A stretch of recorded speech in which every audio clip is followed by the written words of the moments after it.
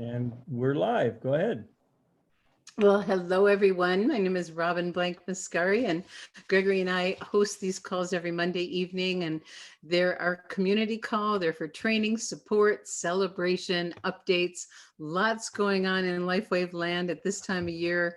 You can, we're watching the numbers continue to grow and grow, and how blessed we are to be in a situation where things are blossoming in these challenging times, and that we have something to help people with their health and their wealth. So this evening, I'm going to turn things over to Gregory in just a minute, and he's going to interview the person who's responsible for bringing us on board, and that's Kai Jacobson. And then we're going to talk a little bit about the webinar that happened and a variety of other things that are going on this week. So I'm going to turn things over to you, dear Gregory, and take it away. Well, thanks, Robin, and good evening, everyone. And certainly we do these calls every Monday evening to keep you informed, updates, information, and training. And this is a special opportunity because, you know, I get to talk to Kai a lot, but I don't get to share him with you all a lot. And, and Robin likes to tell her story that, she found a mentor and married him. That'd be me. Well, I found a mentor, Kai, and, he enrolled us in LifeWave. And that was one of the biggest blessings of our life, because truly LifeWave is a fabulous company and Kai is the best upline I've ever had. So thank you, Kai, for being who you are. Well, thank you. Last summer he came by and hung out for us for about 10 days, and we went rafting and fishing, and we just hung out, just had a great time. And we share a lot of the similar values, philosophies, and experiences. And Kai's going to share with us tonight some of his secrets to success. And one of them, a very important one, is what he calls permission marketing. And so Kai, thanks for being with us this evening. And by the way, Kai's senior presidential, one of the top 10 income earners in the company, now a resident outside of Reno, Nevada, or right outside Carson City, Nevada. He's no longer Hawaii Kai. He's Nevada Kai now. Hence the warm clothes. Yeah, warmer clothes. Yeah, no more shorts and flip-flops. Well, Gregory, thanks for the great introduction. And, this is a business about friendship and about being friends with people. And, I feel like my best friends are in my business with me now. And, Gregory and Robin and so many others too. I mean, we just have a blessing here to be able to share with our friends and our family, and people that we don't know become our friends. It's just a great process. And so what I would like to talk about is permission marketing. And I absolutely love it, because when I first got involved with network marketing, I was like, oh my gosh, I have to do sales. I don't want to sell anything to anybody. It's awkward. I don't want to feel pressuring anyone or anything like that. And I read a book called Magnetic Marketing. It was great.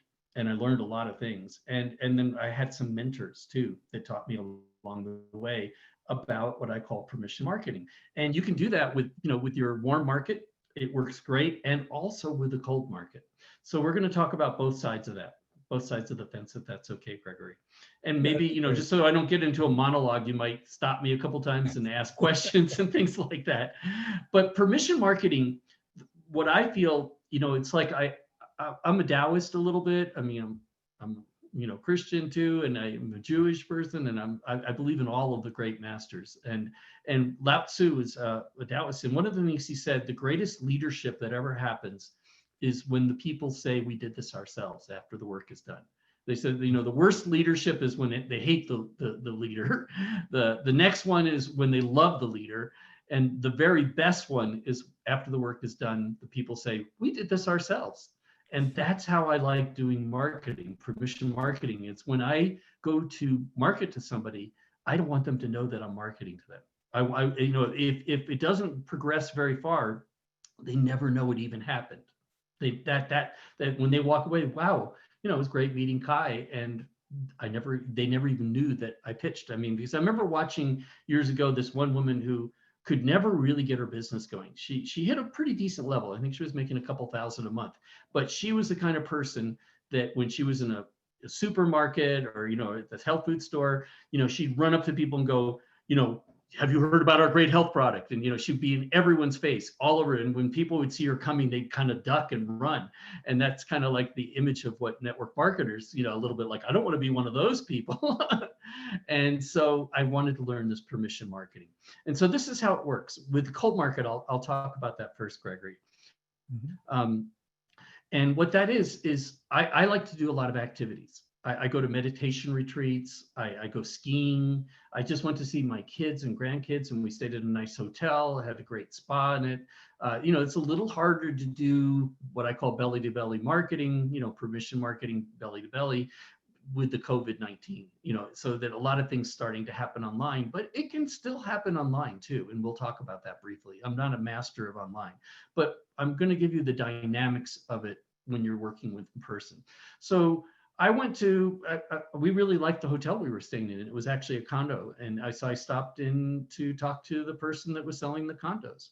And, the first thing they say is, well, where are you from? And blah, blah, blah. And I say, are you from here? And they say, yeah, of course. And I say, so I guess is this all you do? Marketing to condos, for condos? And is that what you do for a living? And they go, yeah, this is what I do. And they go, well, what do you do? That's the first thing. You always ask somebody, where are you from? And, what do you do for a living? What do you do? And people will always love to talk about themselves and tell you. And then they'll ask you, what do you do? And then you have to kind of fashion your one-liner. And the one-liner for me, the napkin thing is, well, I work with affordable stem cells, and I'm working with a company that we market affordable stem cell technology. That's basically what I say.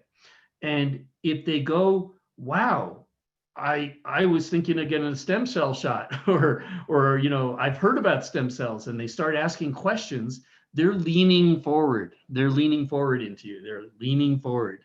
And when they're leaning forward, that's when your invitation is to what I call permission marketing. I didn't ask for permission. I didn't go, hey, do you have 2 minutes? I'd love to ask you if you could do my deal, or that's not permission marketing. Permission marketing is when you just have a casual conversation with somebody. And, you say, what do you do? Where are you from? Things like that. And you show interest in them, and then they show interest in you.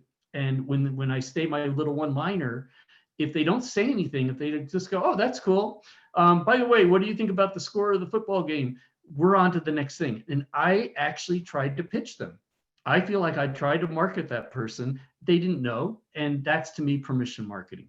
But about half the people are going to come back to you when you say a little line like that. It's very provocative. And this person, as I mentioned at the timeshare place, it wasn't really a timeshare, it was kind of timeshare, but anyway, she was like, oh my God, I have this medical issue and they've been telling me I need stem cell injections, but they're $25,000. That's what she said. And, we were patching her within 5 or 10 minutes. I was pulling out I have a little, little thing I carry along, a little envelope that's padded and insulated. Robin has some great ones she markets for and helps people get. They're wonderful, insulated so they don't get too warm.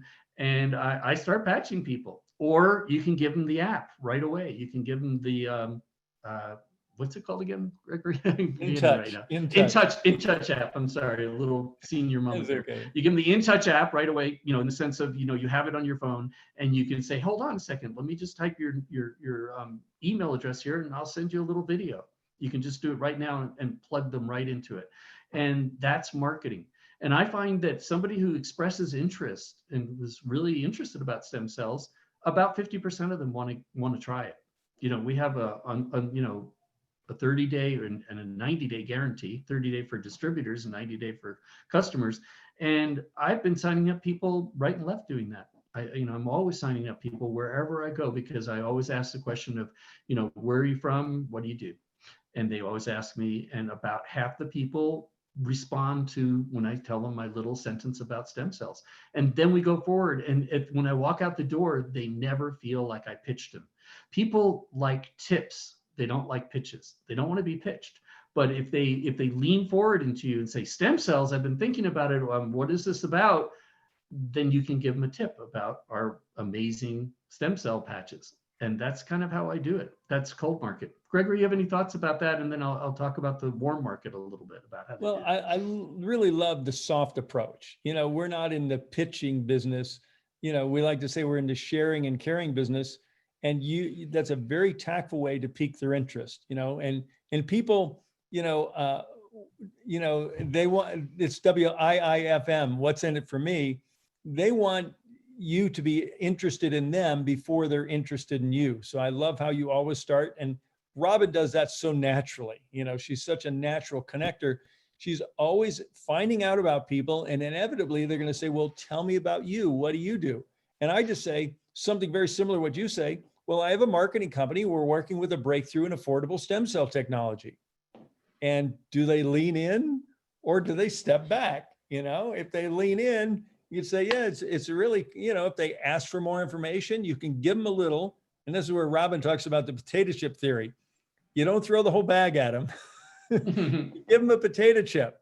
Yeah, it's actually very amazing, and it's very affordable and very effective. And if you'd be interested, I'd be happy to send you a short little 3-minute video. You could take a look at it, and and just wait for a response. So I love where you're going with this. Thank you. Well, it's a very gentle way to build, and it works great during this pandemic time. If you're doing a lot of things online and you're doing a lot of Facebook things and chatting with people, they're gonna, they want to know who you are, and they want to know, they want to connect. People want to connect right now. And so if you start conversations, if you go into chat rooms about topics that are, obviously stem cell patches, stem cell, chat rooms, or, anti-aging, or you can pick niche markets too. I'm a big believer of what I call niche markets. Just like a little market that you think is, just very specialized, then it's not as overdone in that. But these little niche markets can be like 2 million people. Like plantar fascia, that's, most people don't even know what plantar fascia is. And that's like, it's a ligament underneath your foot that actually can tense up, and it can be really painful. And I was working with a product once, and we had a product that really helped with that. And even these patches, I'm sure, would be helping with plantar fascia. And you could go into a chat room, and people are so focused on that. And there's about 2 million people that have plantar fascia in the United States at any given time. And, it's just a little niche, so there can be hundreds of little niche markets around our patches. Absolutely. So if you're playing online and you're communicating with people, just ask them where they're from, what do they love, what do they do, how are they doing with the pandemic, ask them a lot of questions about them, and then they'll turn that around and start asking you. And then you can start typing in links, and you can start sharing stuff with people, and all over the world. You could spend all day online permission marketing, and start by showing your interest in them. And what comes to mind when you're saying that, Kai, is LinkedIn is a professional social media community where people are in business and sharing their business. So if you're a LinkedIn member, and you can get a free account, you can get a low cost account, but there's people there that are used to telling people what they do. And you can target into various groups. There's LinkedIn groups, there's, search functions, and it's a great place to have a serious business conversation. You might find some really serious business people, as opposed to, and just a Facebook chat, and Messenger is a great way to do that also. And the directories, we did a whole call on directories, and that's a little bit more assertive marketing, but you can integrate permission marketing into that, by going into those directories, calling up people, and just chatting them about, you're a personal trainer. Let's say you go to a personal trainer directory site, pick a city you like, and start calling them and asking them about their classes and what they do. And then share with, you can say, by the way, what I do, or, if they don't ask you, you can say, the reason I'm calling you is that I'm working with a breakthrough in affordable stem cell technology. And I thought it might be something you might be interested in looking at for your clientele. It's not a total permission marketing, because you did aggressively call them, from their website, that they have a little link with their, when you're looking at their bio in their picture. But it's a very gentle way of marketing if you want to go after very, more of a hunter. You want to be a little bit more of like shoot your arrows, as opposed to kind of fishing. The one I was talking more is about, bumping into people and then asking them about them, and then they'll ask you about them. And I'm kind of more fishing in that category. But both are very good. Just you have to find what's comfortable for you. Mm-hmm. So Kai, I'd like to suggest that everybody's homework is to practice permission marketing. And I'm reminded of the 4 points of the sale that I was taught by Tommy Hopkins, one of the top direct sales real estate trainers. And he said, you know, people need to like you. And if they like you, they'll listen. If they listen, they'll believe. If they believe, they'll buy. But if they don't like you, don't try and go any further. And people like people that are interested in them. So if you start showing your interest in them, at some point they'll show interest in you, and that opens the door. You know, they're leaning in for you to, you know, giving you permission to tell them what you do. So everybody's homework is to take this to heart and practice a little permission marketing, you know, at the market, you know, on the phone, you know, wherever you might meet people on the highways and the byways. But this has been very helpful. Any final comments, Kai? I know that Robin's got a couple other things to share on our call this evening. No, it's really true. I mean, I love the little cliches in network marketing, and there's so many of them. The thing about them is that they're all actually incredibly true. And one of them is God gave us 2 ears and 1 mouth, and that's because we're supposed to listen twice as much as we're supposed to speak. And you know, I remember a study that was done at a university where they put these people placed on airplanes next to people. And they did 2 types. They did one that was very attractive and full of themselves and vigorous, and they thought they were like, you know, the God's greatest apple, you know, and they would talk about themselves. That's what they were supposed to do, about all the amazing things they did. And the people that sat next to them hated the plane rides. They were like, oh my God, I couldn't get off. You know, yeah, they're attractive and they're interesting, but man, what a horrible ride. And the other ones were kind of less attractive people. And they would just go listen, and they'd only ask questions, and they never talk about themselves. And everyone who sat next to them absolutely loved the plane ride. They said that was the most interesting person I ever met, you know, even though they didn't talk about anything that they did. So, you know, the art of listening is permission marketing. It is. Beautiful. Well, thank you, Kai. Thanks for joining us here this evening. And Sure, my pleasure. Thank you, Gregory. We'll turn the rest of the call back over to you. You can turn your camera on. There she is. Kai, that was wonderful. I'm loving the winterized look. Kai's got a beard, you guys. That's wonderful. So what happens in Montana, all the boys in our family get very furry on their face. So thank you so much for that. And no wonder you're so successful, because it's relationships. And that's what you do so beautifully, because you care about people, you're curious, you ask questions, and you listen. And I think maybe we'll have to do a training on listening, because it is one of the most valuable skills, because people want to do business with people they know, like, and trust. And they know, like, and trust you when you take the time to be curious and listen about them. So moving on for this evening. Last Wednesday, I had 2 partners, Connie and Gregory, and Connie actually asked, will be just a minute, Michelle. Okay. Connie actually and I were talking about how do we create a tool for the people that really want more of the science. And we're bringing in so many healthcare practitioners that we wanted to have something that was heavy on the science. And so we asked David, and David, of course, he delivered big time. So last Wednesday, we did a webinar. It was kind of long, but and everyone that's watched the whole thing said it was worth every minute. So we're grateful about that. And David gave very generously of his time. He went deep into the science, and people loved it. And afterward, we've gotten all these calls of people, I want that link, I got to share it with blah, blah, blah. And you know, we had a goal of 500 people. We had 537. We were thrilled about that. And people are sharing it. It is on our YouTube channel, liveyoungeryoutube.com. And if you have someone, you know, I like to ask people, and many of you know this, I ask people, do you like a lot of information, a little, or somewhere in between? And when you come across those people that want a lot, we have a great tool for them. And if they like the science, even better. Because when people listen to this, and we have people upgrading after, we had people coming on board, signing up.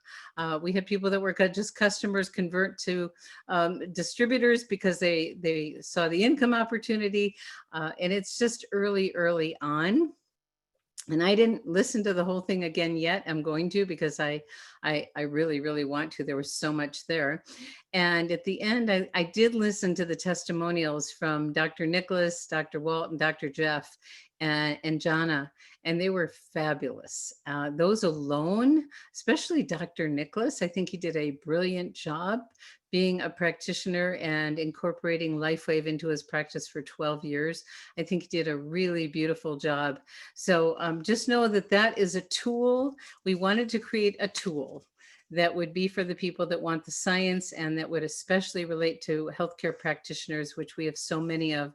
And that's why the questions we took were only from practitioners. So liveyounger.youtube.com, liveyounger.youtube.com, and it is on there. And let's see, it is also the pin post in our Facebook group. So now I get to introduce dear Michelle. Michelle is one of our leaders, and she's been one of our highlights for really sharing the Empower series with people and the gifts that Phil Jones brought to all of us back in May, this wonderful 8-week series. And we've been doing a review of that every week, and we're actually rewarding the people that send the best notes. And Michelle won again.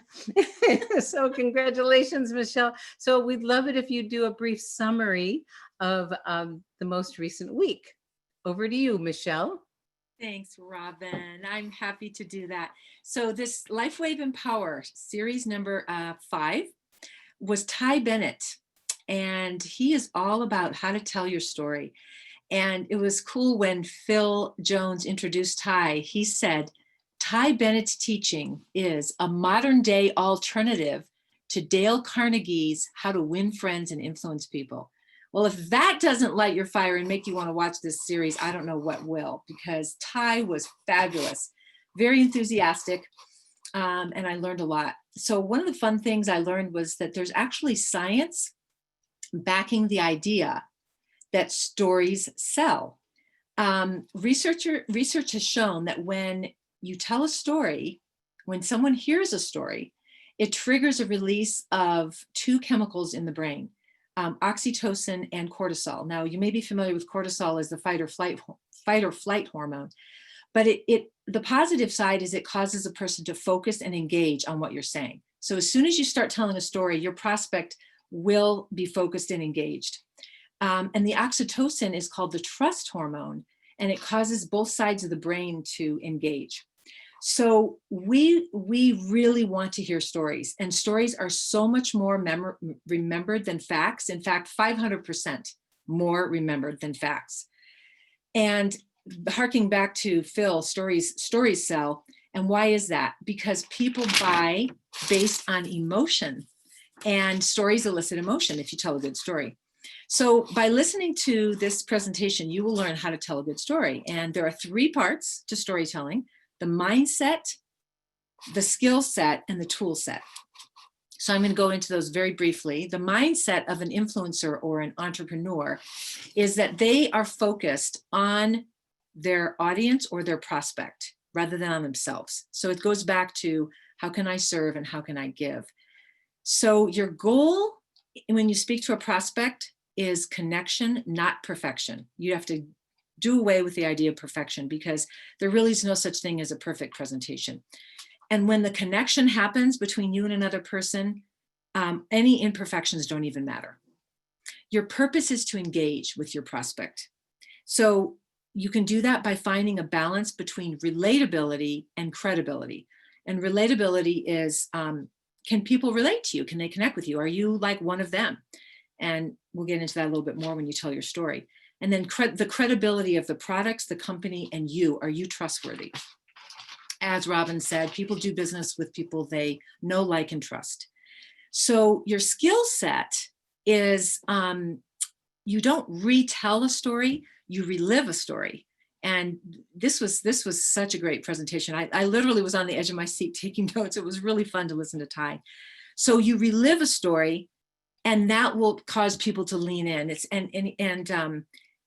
He said you want to reinforce relatability by using a conversational tone. So you would say things like, have you ever felt that way? Like you start to tell your story. Have you ever felt that way before? Or can you imagine, and fill in the blank, or do you know what I mean? You know, you're conversational with them. So in a natural way, you're keeping your listener focused. And then the story itself, the most influential stories go from struggle to solution. And we know that from good movies and good books, right? If there's no struggle, it doesn't engage you. So you want to share your personal experience. Where were you? You know, what it was like, and then what you did and how you are now. So it could be the personal experience of your financial struggle before you found this wonderful business opportunity, or a physical, mental, emotional struggle before you started using the patches. So then the third part of successful storytelling is your tool set, and you want to use dialogue. Because most people use narration, and Ty was saying how dialogue really keeps people engaged. And so instead of saying, and then she said, and he said, you actually are like in the story, like you would share what so-and-so called me up and she said, and you actually quote them, what they said when they had the experience with the patch. And then he said, the more details you can have, the better, the more details, because when you're specific, then people can relate. So interestingly, the more specific you are, like I've heard another quote was, the more personal the experience, the more universal, because we're all connected. We're all human beings. We all have a lot of the same experiences and joys and sorrows and hardships. So finally, it's good to have your own personal product story, your own business opportunity story, and your own company story, like why LifeWave? Why did you choose LifeWave? So that was pretty much it, Robin. And I really encourage everyone to listen to Ty. He was dynamite. You just inspired me big time. Thank you, Michelle. That was fabulous. Oh, you're welcome. And we encourage everyone to really revisit the Empower series like Michelle is doing, and watching, you know, and taking notes, because that's how it gets ingrained. The reason we did this is there's so much value there for everybody, that we wanted people to revisit, and we wanted to reward that. So every Sunday night, we get notes, and this week, so this was the notes from number 5. So we're going for number 6. Mm-hmm. Yep. No, this Okay. was the summary, just to clarify. This was, Michelle did a great job of just kind of the teaser to get me and you and everybody else to listen to it. Right. And then this Sunday night, whoever takes the best notes, thank you, Michelle, for the summary, but you know, someone else, and maybe it's you again, but we're going to have detailed notes from week 5 or episode 5. Great. Yes. Thank you for the clarification. I need that from Gregory every week. So, thank you. That Good was job. fabulous, Michelle.